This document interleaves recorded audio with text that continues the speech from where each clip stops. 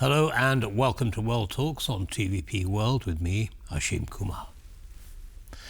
Polish Prime Minister Donald Tusk has sparked international speculation by suggesting there are, quote, many signs that the war in Ukraine may soon be at least suspended.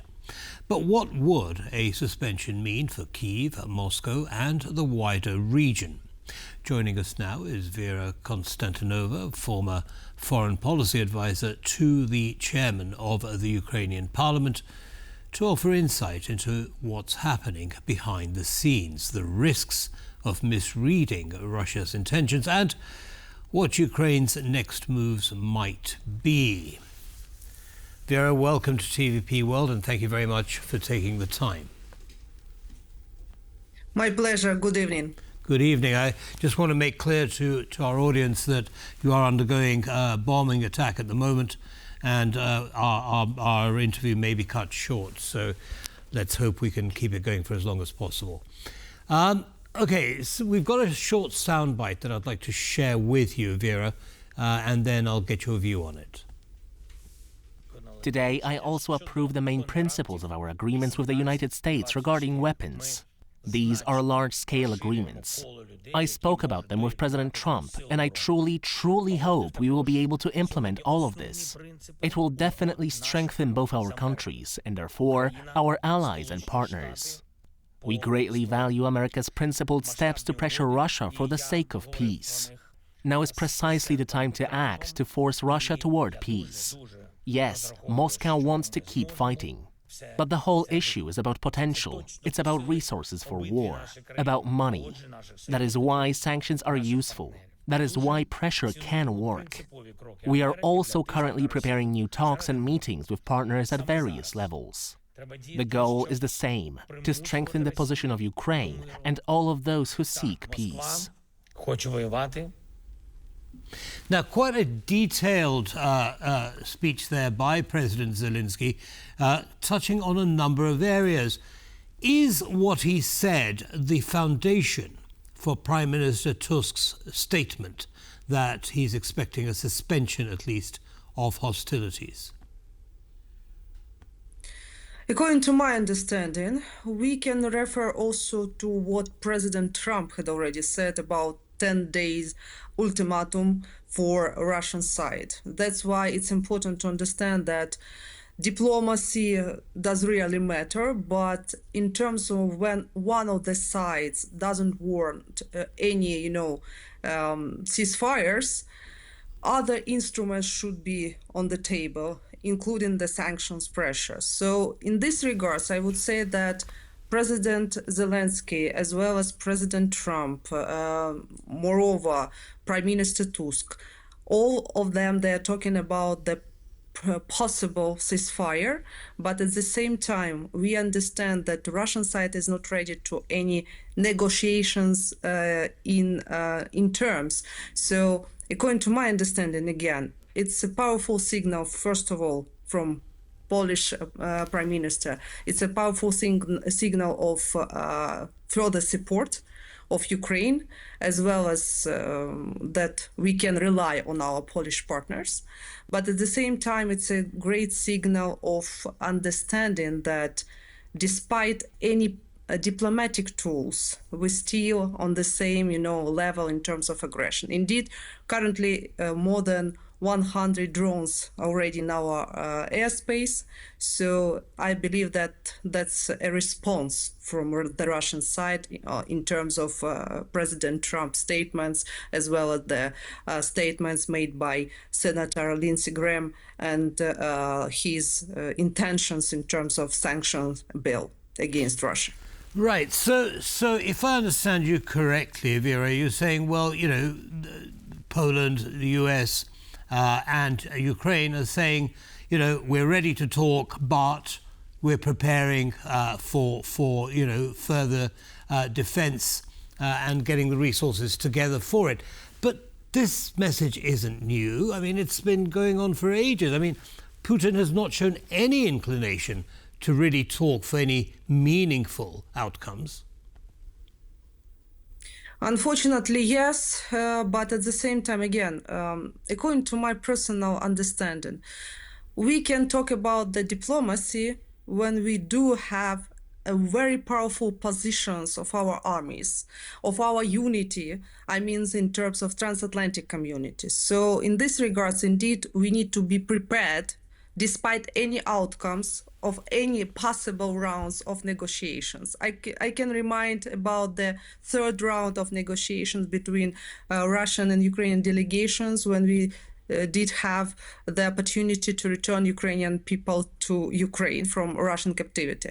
That's the result on the humanitarian track, but in terms of political track, we're still on the, absolutely different positions. Russians want Ukraine to be destroyed as a state, as a nation, as a society, but Ukrainians want to survive and want to build European state with rule of law, with human rights, and with strong democracy. So it's definitely absolutely true. But again, in terms of further steps, we need to be prepared for any possible scenario, including the scenario of the full-scale invasion or attempt of full-scale invasion of Russia in terms of NATO member states. Understood. Now, there are many observers and analysts who say Putin simply cannot afford to stop the political pressure and the economic pressure of stopping would be too much for his rule to continue. What do you say to that argument? Again, according to statements and researches that I have seen, it's obvious that war for Russia, it's a business. I mean, for ordinary Russians, it's also an opportunity to have some kind of compensation for their lives and for lives of their relatives. Because in terms of, normal human beings, the war, it's absolutely unacceptable in terms of prosperity or further development. So according to my understanding, I believe that when it comes to the practical diplomacy with Russia, it's a concept stated by President Trump that we should force Russia to the negotiations. I think that it's a long-term process right now. And sanctions against not only Russians, but against the countries that helped Russia and continue to help Russia to mitigate sanctions pressure, that could be the next step. But this step should be introduced ASAP. And in terms of current situation on the battlefield, we can see that Russians fail right now in terms of any announced military goals, but at the same time, the pressure is significant on the battlefield on the Ukrainian armed forces. So in this regards, I think that we need to push up and to speed up our negotiations in terms of sanctions regimes. That's the only way right now, I believe. Well, President Trump has imposed 25% tariffs on India as the largest purchaser of Russian energy. Do you think that is a warning to China as well? Because that would be the obvious second target for tariffs, wouldn't it? I think that China will be the most important target if to think from the perspective of our American partners.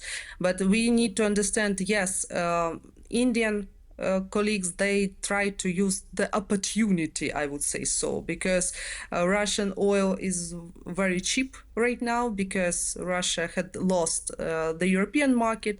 The same with the natural gas. So in these terms, I think that India as well as China would try to find alternative sources, but at the same time, I cannot exclude the idea that these states will try to find the darkness schemes in terms of trying to avoid any sanctions or pressure. Because as you probably know, there are a lot of sanctions imposed by our British partners in terms of Russian fleet.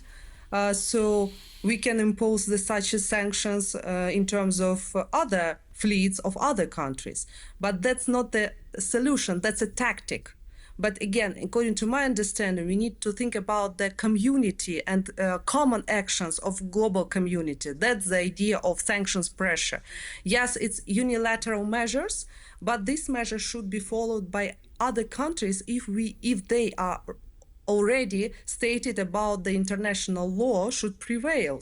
So in my understanding, we need to have a coalition of countries who is ready to impose the sanctions and who is ready to follow the sanctions. That's a long-term story as well. Understood, Vera, but don't we already have that coalition? I mean, America is not the only country that has imposed sanctions on Russia. There have been many countries across Europe, many NATO countries, of course, as well, who have done exactly the same thing, and countries outside Europe. Surely we're just asking for them to keep doing what they've already been doing. Do you see that as a challenge? Yes, there is a challenge that devoted to the following the sanctions regime. And again, we have a lot of gaps in sanctions regime in terms of not only following by the governments, but also by the private firms, private companies. And there are a lot of information available publicly about the companies that mitigate or avoid sanctions pressure in terms of trade with Russia. So indeed, we need not only to develop other sanctions tools, but we need to develop the legislation and common political will in terms of filling these gaps in sanctions regime. Yes, indeed, we do have a significant sanction pressure from the European Union. We do have the sanctions from American partners. But again, there are a lot of other countries around the world that is not ready to follow any sanctions pressure on Russia and continue to trade with Russia and trade also with dual-use products and dual-use technologies. And it's important, I see, to mention about the some kind of pressure in terms of stopping Russia from buying dual-use technologies as well, not only about the dual-use products. Right. So, according to my understanding, we still have to do our work.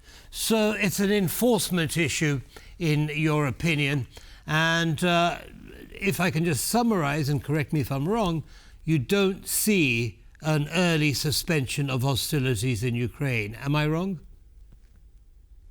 Unfortunately, you are not wrong, because currently we see the option for escalation again from Russian side, and we can also find the threat in terms of common Russian-Belarusian actions in terms of the West 2025. That's Right. a military exercises that could be also a threat not only for Ukraine but also for those countries who are frontliners, Baltic like states as Lithuania. Yes, indeed. Yes. Yeah. Unfortunately, we're going to have to leave it there, Vera. Thank you so much for taking the time in this very difficult situation, and stay safe. Have a good evening. Thank you. And that brings us to the end of this episode of World Talks. Don't go away, though. Lots more coming up. Goodbye.